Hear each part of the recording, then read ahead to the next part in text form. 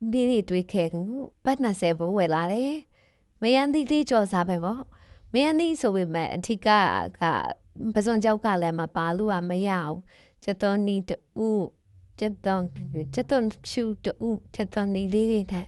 à bao cái gì đi bố hiện tại đấy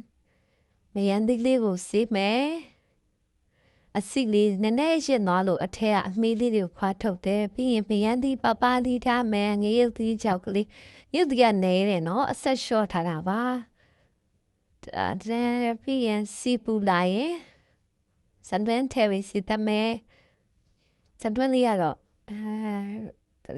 à sáng tôi có nghe số lúc nè nè thế bà đấy miễn là sản phẩm đi rồi ta này giống tông này thế qua lại xí qua này hả mẹ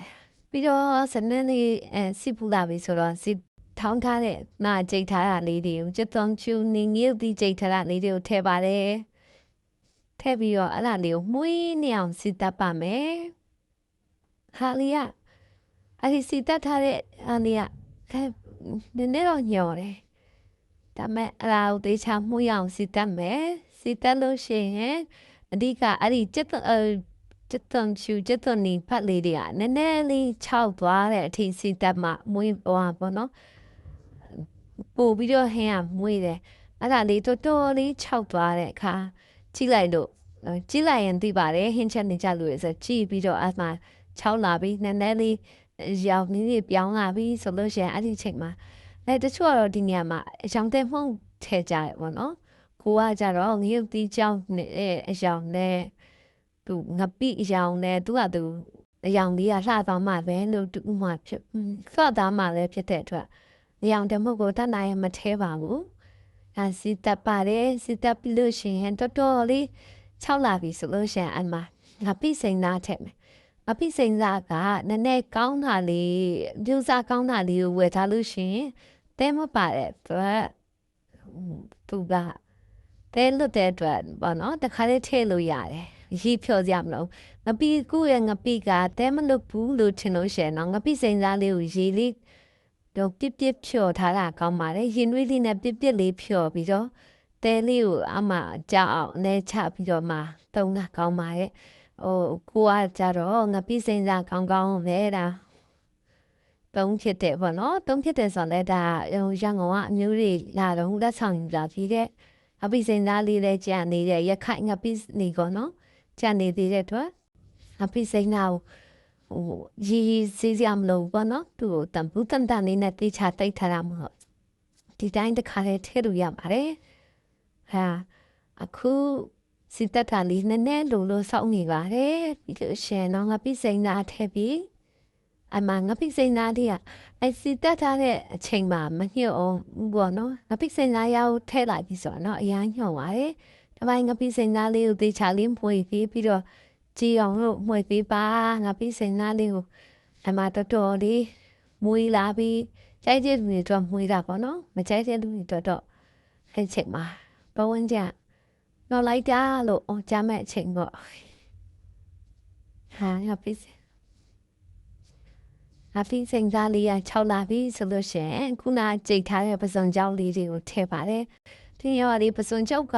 ပြောရရင်ကိုကနည်းနည်းလေးများသွားတယ်လို့ပြောလို့ရတယ်ပစုံကြောက်နည်းနည်းများသွားတော့ငါနိုးစီဘူးမယန်းသီးနိုးစီဘူးနှစ်ဘူးကိုမချင်ဘူးဖြစ်နေအနာပစုံကြောက်လေးထည့်ပြီးတော့စီတက်မယ်ပစုံကြောက်လေးအဲ့မှာပစုံကြောက်အစာပလာလဲများဟောလည်းများတော့ငပိလည်းများစပလာလည်းများတဲ့ခါကျတော့မယုတ်သီးစီကနဲသွားတဲ့သဘောပေါ့နော်ဒါပေမဲ့အိမ်မှာကလေးငယ်နဲ့ရှိရောကလေးလည်းစားနိုင်အောင်အဖေကလည်းပဲဆက်မစားနိုင်တော့အဖေလည်းစားလို့ရအောင်ဆိုပြီးတော့ငယ်ဒီတနိုင်ဆုံးရှော့ထားပါလေဒီတော့ဒါလေးကိုအကုန်လုံးရောင်းမွေပြီးလို့ရှိရင်အရသာအနေနဲ့ကျတော့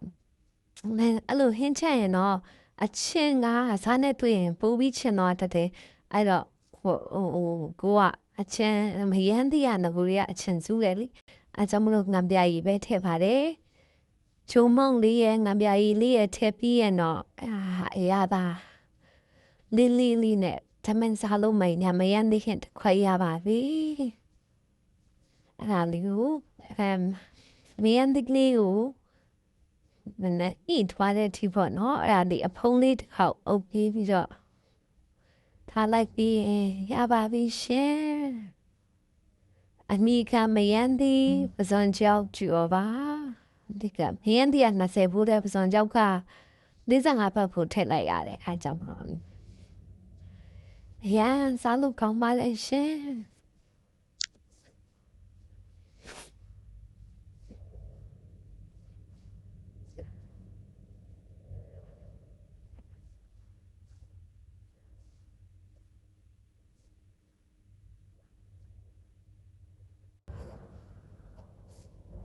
လှရနော်ရောင်တင်မှာပါပဲမယ်လေ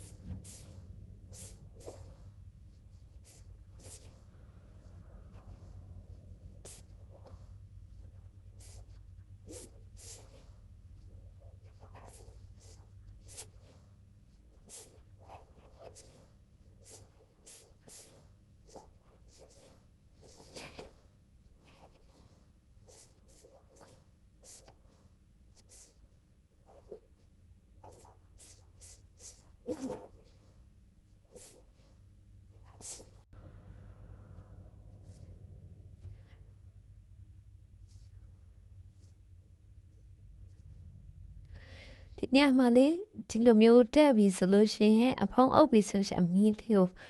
ဒီကိုကဂတ်မီပိုနာချက်တဲ့ခါကျအမီးကိုဒီချိန်မှာရှော့လိုက်ရတယ်နော်မီအေးအေးလေးနဲ့